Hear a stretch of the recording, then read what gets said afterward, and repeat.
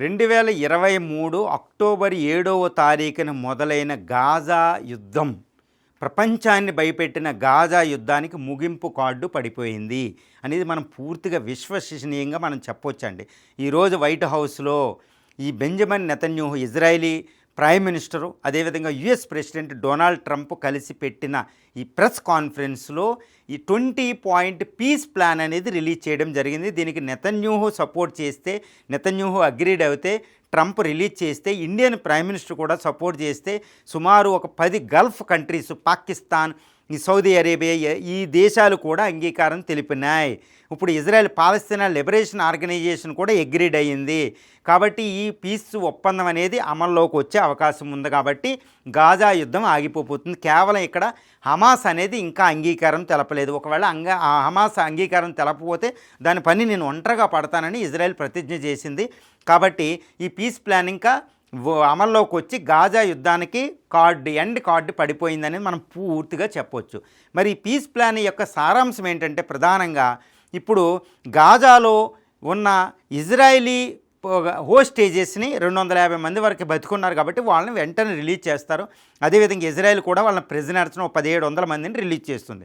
ఎవరైతే చనిపోయారో వాళ్ళ యొక్క యాషెస్ ఇస్తారు, వీళ్ళు కూడా అలా ఇస్తారన్నమాట. ఇంకా గాజాని ఇజ్రాయెల్ ఆక్యుపై చేసుకోదు, గాజా అభివృద్ధికి అది తోడ్పాటు అందిస్తుంది. కాబట్టి గాజా అనేది అలా ఉంటుంది, ఇంకా పాలస్తీనా సెపరేట్గా ఉంటుంది. కాబట్టి అది అంగీకారం. 2, మిగిలిన ఇస్లామిక్ దేశాల్లో కూడా ప్రాబ్లం లేకుండా ఖతార్ ప్రైమ్ మినిస్టర్, ఖతార్ అమీర్కి ఇజ్రాయెల్ ప్రైమ్ మినిస్టర్ అక్కడి నుంచే ఫోన్ చేసి క్షమాపణ వేడారు. కాబట్టి ఇంక ఖతార్లో కోపం లేదు. కాబట్టి మిగిలిన గల్ఫ్ కోఆపరేషన్, మిగిలిన ఇస్లామిక్ దేశాలు కూడా ఈ పీస్కి అంగీకరిస్తాయి అనేది మనకు అర్థమైపోయింది.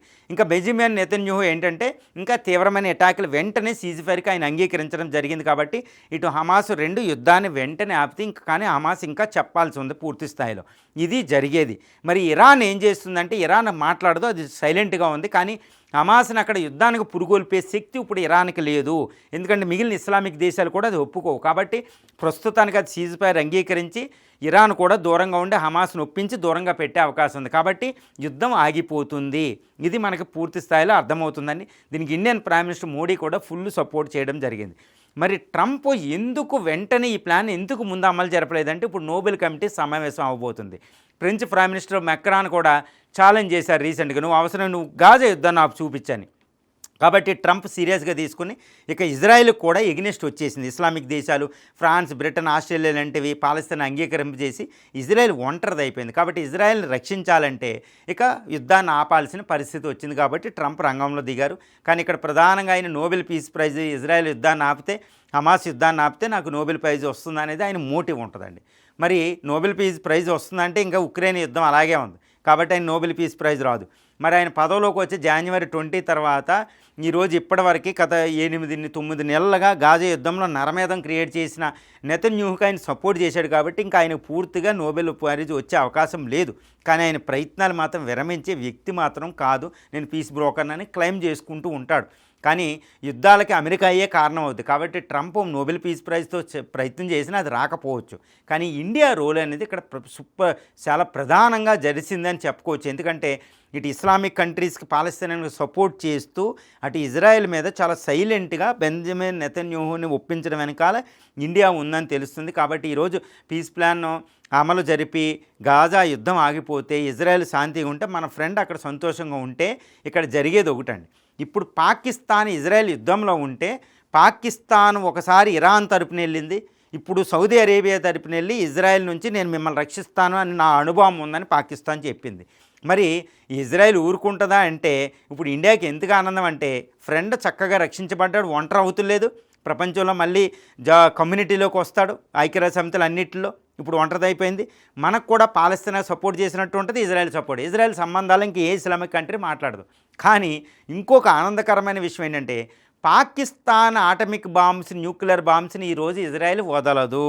ఇప్పుడు ఇజ్రాయెల్ శత్రువు ఎవరంటే పాకిస్తాన్ న్యూక్లియర్ బాంబ్. దాని భరతం పడటానికి ఇప్పుడు ఇజ్రాయెల్ బెంజమిన్ నెతన్యాహు దిగే అవకాశాలు ఉన్నాయి. ఇజ్రాయెల్ ప్రైమ్ మినిస్టరే ఈ విషయానికి వస్తే అమెరికా కూడా ఆపలేదు. చూడండి, అమెరికా అధ్యక్షుడు సమక్షంలోనే ఒకవేళ హమాస్ ఒప్పుకోకపోతే హమాస్ పని పడతానని ఆయన అంటుంటే షాక్ తిన్నారు ట్రంప్. ఎందుకంటే ఇజ్రాయెల్ అనేది అంత లాబింగ్, అంత శక్తివంతంగా అక్కడ ఉంది, ఒక రీజనల్ పవర్గా. కాబట్టి పాకిస్తాను టార్గెట్, అంటే పాకిస్తాన్ న్యూక్లియర్ వెపన్సే ఇక నెక్స్ట్ ఇజ్రాయెల్ టార్గెట్. ఇది ఇండియా ఆనందం అనమాట. ఏదేమైనప్పటికీ గాజా వార్ ఆగడం వల్ల మన ఎక్స్టెండెడ్ నైబర్హుడ్ అయిన ఈ గల్ఫ్లో శాంతి పవనాలు వీయడం అనేది ఇండియన్ ఎనర్జీ సెక్యూరిటీకి ఇండియాకి ముఖ్యం. ఎందుకంటే ఇటు ఇజ్రాయెల్తోనూ ఇటు గల్ఫ్ 57 దేశాలతో సంబంధాలు అనేది భారతదేశ అభివృద్ధికి చాలా చాలా ఇంపార్టెంట్. పాకిస్తాన్ ఒంటరి చేయాలి, లేకపోతే గాజా యుద్ధం ఎక్కువ కాలం జరిగితే పాకిస్తాన్ వెళ్ళి ఇస్లామిక్ నాటోని ఏర్పాటు చేసే అవకాశం ఉంది. ఇక గాజా యుద్ధం ఇటు ఇజ్రాయెల్ యుద్ధం ఆగిపోయింది కాబట్టి గాజా ఇజ్రాయెల్ యుద్ధం ఇక మిగిలింది పాకిస్తాన్కి ఇంకా ఎత్తులు సాగవు.